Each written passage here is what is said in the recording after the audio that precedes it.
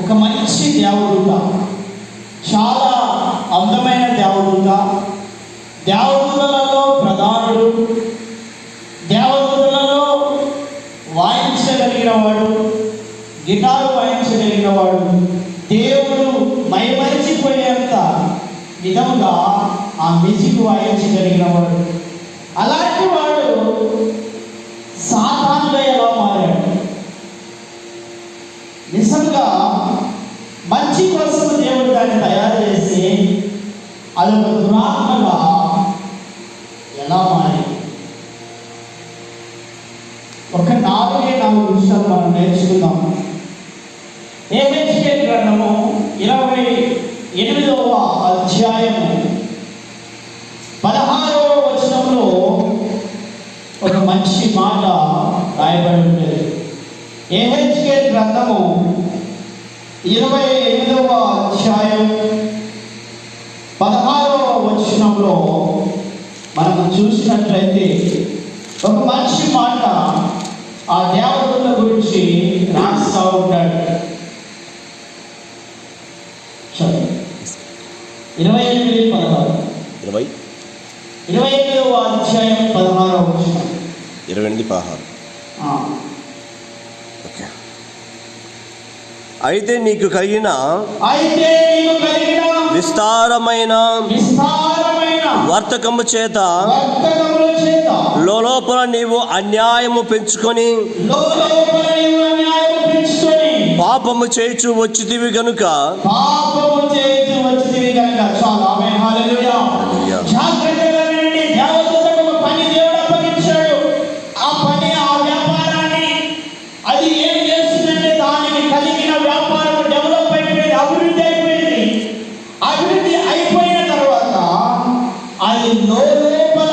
లోపల తన మనసులో, తన హృదయంలో అన్యాయం పెంచుకుంటూ వస్తా ఉంది.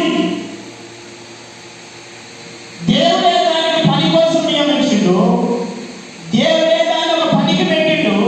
ఆ పనికి పెట్టిన దాన్ని ఆ పని సక్రమంగా చేయడం వల్ల ఆ పనిలో అభివృద్ధి పొందుతూ ఆశీర్వదించబడుతూ వస్తున్న ఆ దేవదూత ఏమైంది అంటే ఆ ఒక్క పనిలో అభివృద్ధి చెందుతూ ఉంటే అది ఏమైతుందంటే లోపల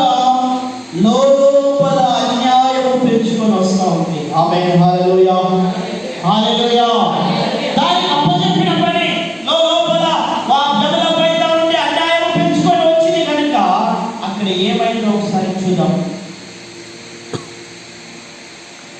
గనుక దేవుని పర్వతము మీద నీ ఉండకుండా నేను నిన్ను అపవిత్ర పరిస్థితిని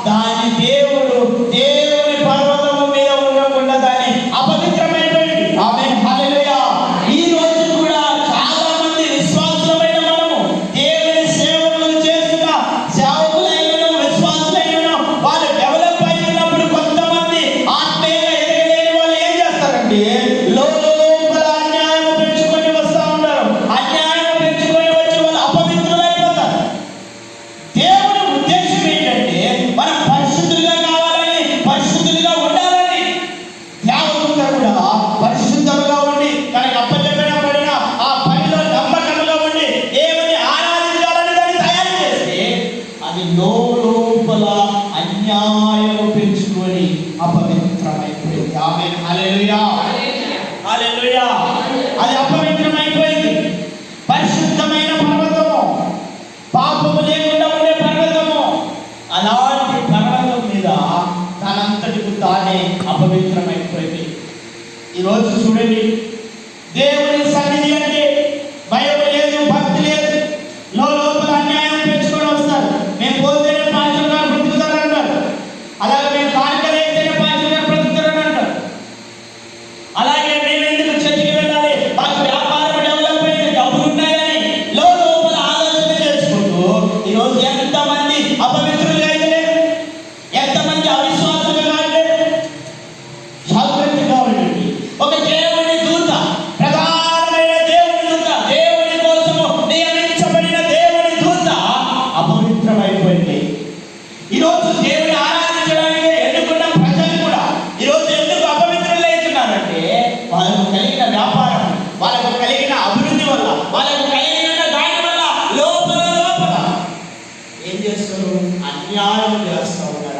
హల్లెలూయా. 17వ వచనం మనం చదువుతున్నాం ఒకసారి. 17వ వచనంలో ఒక మంచి మాట ఉంటుంది, మనం చదువుదాం. నీ సౌందర్యము చూసుకొని నీవు గర్వించిన వాడవై, నీ తేజస్సు చూసుకొని నీ జ్ఞానమును చెరుపుకొంటివి. చాలా ఆమేన్ హల్లెలూయా. నీ సౌందర్యము చూసుకొని, నీ అందాన్ని చూసుకొని నీవు గర్వించావు. నీ అందాన్ని చూసుకొని నువ్వు చాలా గర్వించావు. నీ తేజస్సును చూసుకొని ఏమైందంట? గర్వించు. నీ తేజస్సును చూసుకొని చదువు. నీ తేజస్సు చూసుకొని నీ తేజస్సు చూసుకొని నీ జ్ఞానమును చెరుపుకొంటివి. నీ జ్ఞానాన్ని నువ్వు చెప్పుకున్నావు. కావు. చాలా జాగ్రత్తగా వినండి. తన అందం చూసుకుంది, ఆ అందాన్ని చూసుకొని నేనే అందంగా ఉన్నాను, నాకంటే ఈ దేవదూతలలో ఒక్క దేవదూత కూడా నాకంటే అందంగా లేదు. ఎందుకంటే కోట్లాది కోట్ల దేవదూతలు తయారు చేసినప్పుడు ఆ దేవదూతల్లో అందంగా ఉండే దేవదూత ఏదంటే ఈ లూసిఫర్. సాతానుగా మారక ముందరి చాలా అందంగా ఉండేది. తన అందాన్ని తాను చూసుకునే వరకు దేవుని పట్టణంలో తన అందం తాను చూసుకునే లోపు నా అంత అందముగా ఎవ్వరు లేదు అని అది గర్వించి నేనే సౌందర్యంగా ఉన్నాను, నేనే అందంగా ఉన్నాను. తన యొక్క తేజస్సు, తన యొక్క ప్రభావము, తన యొక్క ముఖంలో అంత తేజస్సు దాన్ని చూసుకొని అది జ్ఞానాన్ని చెప్పుకుంది. ఆ జ్ఞానం మొత్తం చెడు ఉపయోగించేసింది. ఈరోజు చూడండి, చాలా అందంగా ఉన్నవాళ్ళు చాలా గర్వంగా ఫీల్ అవుతారు. కొంతమంది గర్వంగా ఫీల్ అయ్యి నేనే అందంగా ఉన్నాను అని ఆ గర్వంగా ఫీల్ అయ్యి వారి జ్ఞానము ఏమైపోతుందో అర్థం కాదు. ఆ జ్ఞానంగా ప్రవర్తించరు, ఇక గర్వంగా ప్రవర్తిస్తారు. ఆమేన్ హల్లెలూయా. హల్లెలూయా. ఒక స్త్రీ ఏం చేసింది అంటే, ఆమె అమెరికాలో మంచి ఒక హీరోయిన్, మంచి అందంగా చాలా అందంగా ఉండే ఆ స్త్రీ ఏమైందంటే తన అందాన్ని చూసుకొని నా అంత అందంగా ఎవరు లేరు, నేను ఎంత అందంగా ఉన్నాను కాబట్టి ఎన్ని సినిమాలలో నాకు ఆఫర్స్ ఇస్తున్నారు. చాలా డబ్బు సంపాదిస్తుంది, కోట్లు సంపాదిస్తూ ఉంది. ఒకరోజు ఒక దైవజనుడితో దేవుడు మాట్లాడుతున్నాడు. కుమారుడా, నీ వెళ్ళి ఆ అమ్మాయితో మీరు మాట్లాడు. ఆమె తన యొక్క అందాన్ని చూసుకొని చాలా వరకు గర్విస్తూ ఉంది. ఒకసారి నేను మాట్లాడాలంటే నేను వెళ్ళి మాట్లాడాను. అమ్మా, దేవుడు నిన్ను పిలుస్తున్నాడు. ఎప్పటికైనా నువ్వు దేవుడు నమ్ముకో. నీ అందాన్ని చూసి నువ్వు మర్చిపోతున్నావు కాబట్టి ఇక్కడైనా నువ్వు దేవుడిని నమ్ముకో అంటే అవన్నవి లేవే గారు అంత డబ్బులన్నీ సంపాదించుకున్న తర్వాత అన్ని కూడబెట్టుకొని ఒక కుప్ప వేసుకున్న తర్వాత అప్పుడు నేను దేవుళ్ళలోకి వస్తానని అన్నాను. అప్పుడే ఆ పాస్టర్ గారికి ఆమె గ్లాసులో టీ పోసి ఆయన కొంచెం తాగి అమ్మా నువ్వు తాగు అని అన్నాడు. నీ ఎంగిలి నాకు ఇస్తావా? నువ్వేం పాస్టర్ని, నీకు అసలు మైండ్ ఉందా? ఎంగిలి తాగుతా ఎవడన్నా? నువ్వు అసలు పాస్టర్ లేదా అంటే ఆయన అప్పుడు అన్నాడు, అమ్మా ఒక పాస్టర్ని నేను కొంచెం తాగి నీకు ఇస్తేనే నువ్వు ఇష్టపడతలేవే ఇంటిని, అలాంటిది నీ జీవితాన్ని అంతా ఉపయోగించుకొని ఆ నాశనం అయిపోయేదన్నా దేవుడి దగ్గరికి వస్తే దేవుడు ఎలా అంగీకరిస్తాడు? నీ సందర్భం చూసుకొని నువ్వు ఎంతగా మురిసిపోతున్నావే, ఇంతగా గర్విస్తున్నావే, ఇంత అందంగా ఉన్నావని ఎంతగా గర్విస్తున్నావే, దీన్ని ఆ మనుషులంతా ఉపయోగించుకొని వాడుకొని వదిలేసిన తర్వాత దేవుడు ఎలా ఇష్టపడతాడు తల్లి అని అన్నప్పుడు ఆమె ఏ సమాధానం చెప్పలేదు. దేవుడు అంగీకరించలేదు. కొన్ని రోజులైన తర్వాత ఆమె కారులో వెళ్తున్నప్పుడు భయంకరమైన యాక్సిడెంట్ అయింది. 2 కాళ్ళు ఎగిరిపోయింది. అప్పుడు దేవుడు వచ్చి అయ్యగారి దగ్గరికి ఆమె వెతుక్కుంటూ వచ్చి అయ్యో నా కోసం ప్రార్థించింది. నా 2 కాళ్ళు కోల్పోయినాయి. మరి ఏమైందమ్మా?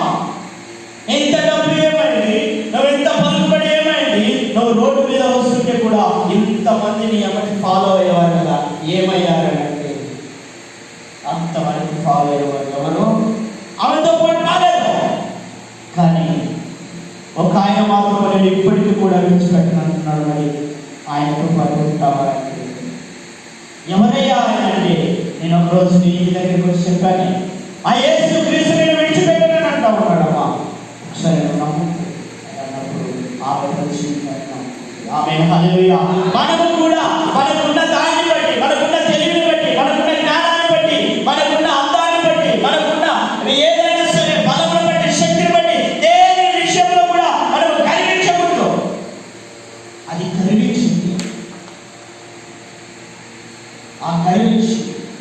యొక్క వ్యాపారం చేత అన్యాయం పెంచుకుంది, తన యొక్క సౌందర్యం చూసి గర్వించింది.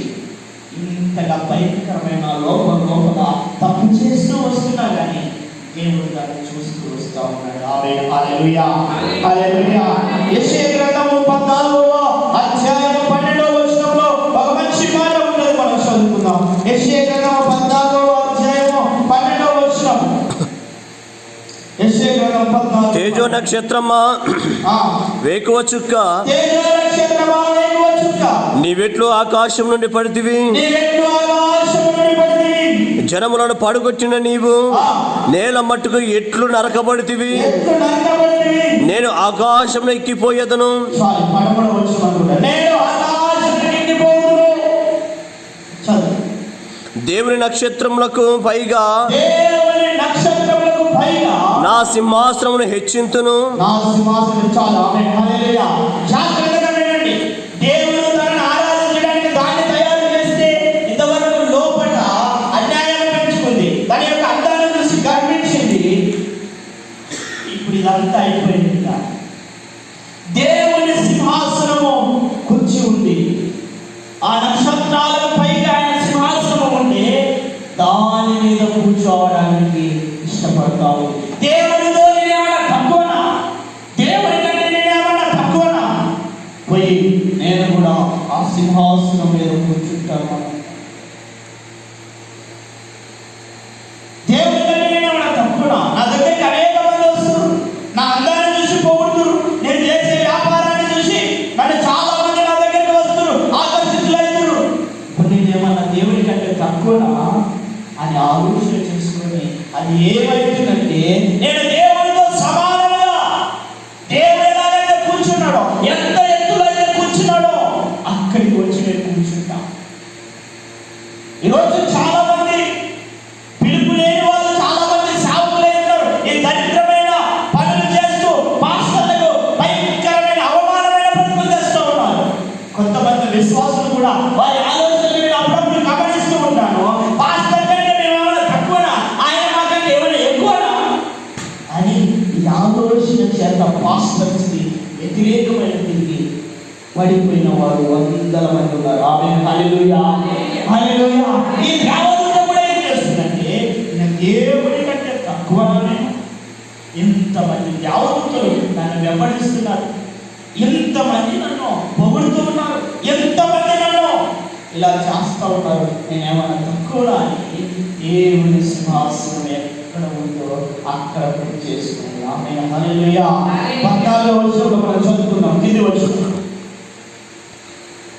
ఉత్తర దిక్కునున్న సభా పర్వతం మీద కూర్చుందును, మేఘ మండలముల మీదకి ఎక్కుదును,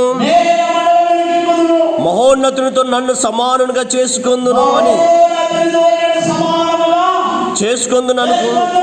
అని నీవు మనస్సులో అనుకొంటివి కదా. నీవు పాతాళమునకు నరకములో ఒక మూలకు త్రోయబడితివే. అన్యాయం చేస్తుంటే దేవుడు చూశాడు, తన యొక్క అందాన్ని బట్టి గర్విస్తున్నప్పుడు దేవుడు చూశాడు. అలాగే ఆమె సింహాసనాన్ని వేసుకుంటానని ఆలోచన చేసినప్పుడు చూసింది, తన మనసులో అనుకున్న కార్యము చేయడం ప్రారంభించింది. ఒక్క తన్నుదంటే ఎడబడ్డది, పాతాళంలో వచ్చినది. ఆమేన్. హల్లెలూయా. పరలోక రాజ్యము 3 ఆకాశాలకు పైన ఉంది, పాతాళం ఈ భూమి మీద ఉంది. ఎంత కిందికి వచ్చిందో ఒకసారి చూడండి. ఆ కిందికి వచ్చినాక దాన్ని అంటా ఉన్నారు, ఎంత సౌందర్యవంతుడివి నువ్వు, ఎంత ప్రభావంతో ఉంటివి నీవు, నీ వెంట్రు నరకంలో ఒక మూలలో పడ్డదంట. ఆ భయంకరమైన నరకంలో కూడా ఒక్క మూలలో ఉంది. ఆమేన్. హల్లెలూయా. ఈరోజు చాలా మంది జీవితాలు, మన జీవితాల్లో, వ్యక్తిగత జీవితాల్లో మనం ఏం చేస్తామంటే, ఆయన కంటే నేను ఏమన్నా తక్కువనా అని మనలో మనం సమానంగా చేసుకొని రెస్పెక్ట్ ఇవ్వకుండా వారి మాస్టర్తో సమానంగా చేసుకున్నప్పుడు దేవుడు ఏం చేస్తారంటే దూషణ చేస్తారు. ఆమేన్. హల్లెలూయా. ఈ రాత్రి కాల సమయంలో నీతో నాతో మనందరితో దేవుడు మాట్లాడుతున్న మాట ఏమిటి అంటే, ఒక అభిషేకుడిని అభిషేకించాను, అతనిలో నేను మీ ఇంటికి వస్తున్నప్పుడు అతడు కనబడగానే నేను ప్రైజ్ వచ్చాడని చెప్తున్నప్పుడు అతనికి కాదు నువ్వు చెప్పేది, అతనిలో ఉన్న క్రీస్తుకు. ఆమేన్, హల్లెలూయా. అతనిలో ఉన్న క్రీస్తుకు నువ్వు చెప్తున్నప్పుడు నీవు దేవునికి అంతగా లోబడుతున్నావని దేవుడు నిన్ను హెచ్చిస్తాడు. ఏమైనా దేవుడు వెళ్ళారా? దేవదూత సైతాన్గా మార్చబడడానికి కారణం లోపల అన్యాయం చేసింది, గర్వించింది. జ్ఞానం ఇస్తే ఆ జ్ఞానంతో పాటు నడుచుకోలే, ఆ జ్ఞానాన్ని చేతి వేసుకుని దేవుడితో సమానంగా ఉంటాము. ఈరోజు మనకు పశువులు ఇచ్చాడు, పొలాలు ఇచ్చాడు, ఇవన్నీ ఇస్తే దాన్ని బట్టి మనము అన్యాయంగా చేయకూడదు, నీతిగా కష్టపడాలి, సంపాదించుకోవాలి. ఇది దేవుడి ఇష్టం. ఇచ్చిన దాన్ని బట్టి అన్యాయం చేయకుండా నీతిగా బ్రతకాలని దేవుడు ఆశపడతా ఉన్నాడు. ఇంకా మన సౌందర్యాన్ని బట్టి, మన బలాన్ని బట్టి, మన జ్ఞానాన్ని బట్టి మనం గర్వించకూడదు. ప్రభు నువ్వే ఇచ్చావు, నీ కోసం నేను ఉపయోగిస్తానని మనం అనుకోవాలి. ఒక దైవ సేవకుడు వచ్చినప్పుడు అతిథిలో ఖచ్చితంగా దేవుడు వస్తాడు. భక్తి కలిగిన వాడు ఖచ్చితంగా దేవుడు ఉంటాడు. ఆమేన్, హల్లెలూయా. ఇప్పుడే దేవుడి దగ్గరలోనే ఒక ఊరికి వెళ్ళాడు. భోజ్యతండ పాస్టర్లు వచ్చారు. దయ్యం పట్టి ఎవరు రాలేదంట. డబ్బు కోసం సేవ చేసేవాళ్ళు, గదవలలో పనికి మారిన డబ్బు కోసం, తుప్పు పట్టిపోయే డబ్బు కోసం సేవ చేసేవాళ్ళు. ఈరోజు మన జీవితాలు సమర్పించుకొని ఏ రోజు చేయము. మేము ఎంత కష్టపడుతున్నప్పటికీ కూడా 12 సంవత్సరాలు ఇప్పుడు నేను దేవుని సేవలో ఉండబట్టి నా 15 సంవత్సరాల వయసులో ఈరోజు నేను జాబ్ చేస్తే 70,000 నెలకు గవర్నమెంట్ది, ఇప్పుడు 70,000 అయింది. అట్లాంటి జాబ్స్ అన్నీ వదిలేసి కేవలం దేవుని మీద ఆధారపడి దేవుని సేవ చేస్తుంది. చాలా ధన్యకరమైన విషయం. ఎందుకంటే మంచి దైవ సేవకులు ఇచ్చారు. కాబట్టి మీరు కూడా మనలో దేని బట్టి అతిశయిస్తున్నామో దానిలో మనం డెవలప్ కావట్లేమనంటే మనం దేవుని కంటే ఎక్కువగా దాన్ని ప్రేమిస్తున్నాం. కానీ ఈరోజు దేవుడు నేను ఆశిస్తున్నాడు ఏంటంటే నువ్వు ఒక గొప్ప స్థితిలో ఉంచాలని దేవుడు ఆశిస్తున్నాడు. సాతాను చేసినట్టు మనం ఎక్కువ ఊహించుకోకుండా ప్రభా నువ్వు చాలా తక్కువ వాళ్ళని మనం తగ్గించుకుంటే దేవుడు నేను ఉన్నతమైన స్థితిలో ఉంచుతాడు. ఆమేన్, హల్లెలూయా. నీకున్న స్థితిని గొప్ప స్థితిగా చేస్తాడు. నీకున్న స్థితిని దాన్ని ఒక స్థిరంగా చేసేస్తాడు. ఈ రాత్రి కలసంలో నీతో నాతో మాట్లాడుతూ ఉన్నాడు. దేని బట్టి మనం గర్విస్తున్నాము, దేని బట్టి మనం అన్యాయంగా చూస్తున్నామో ఒకసారి దైవ సేవకుని ఇక్కడ మనము విలువరిస్తున్నామో లేదో ఒకసారి మనల్ని మనం జ్ఞాపకం చేసుకుందాం. ఈ 3 కారణాలు బట్టి సాతాను వెళ్ళి నరకంలో పడింది.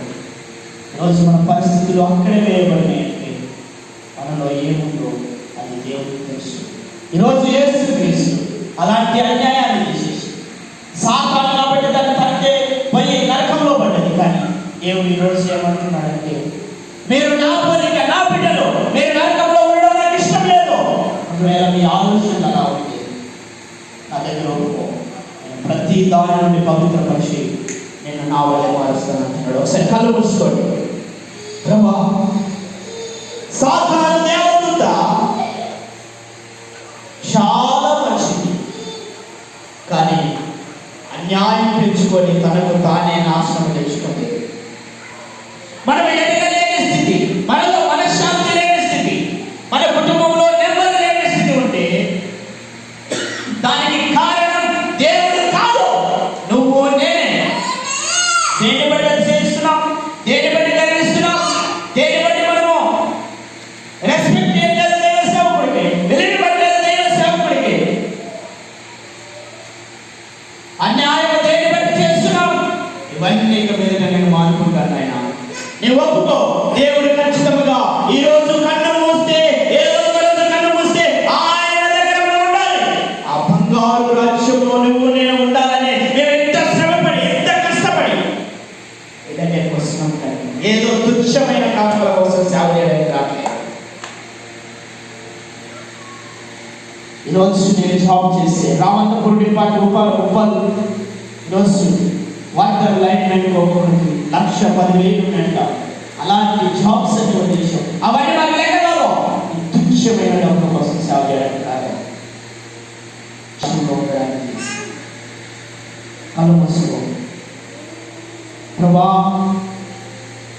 నాకున్న పొలమును బట్టి, నాకున్న బలమును బట్టి, నాకున్న బలగాన్ని నాకున్న బిడ్డలు బట్టి, నాకున్న ఆస్తిని బట్టి నేను ఒకవేళ వ్యతిరేకంగా ఆలోచన చేశాను, దైవం క్షమించండి. ఒక్కసారి అడుగుదాం, ప్రభావాలను క్షమించండి ఆయన. ఈ రాత్రి ఆయన శరీరము, ఆయన రక్తము మన మధ్యలో ఉంది. మన పాపాలు మనం ఒప్పుకుంటే ఆయన రక్తము పవిత్రంగా మారుస్తుంది. కాబట్టి కళ్ళు మూసుకొని ప్రార్థన చేసి, మహాకరుడ మహోన్నతుడా, నిత్య నివాసి నిరంతరం జీవిస్తున్న దేవా, రాత్రి కలసంలో నాతో మాత్రం అందరితో స్పష్టంగా మాట్లాడు. ఎంతవరకు నా తండ్రి నీ మాటలు వినిపించాడు, ఆ మాటలు నా తండ్రి మా అందరిలో భద్రపరిచి మేము నీ ప్రియమైన మార్గంలో సహాయం చేయమని యేసు నామములో అడుగుచున్నాం తండ్రి. ఆమేన్. ఆమేన్. హల్లెలూయా.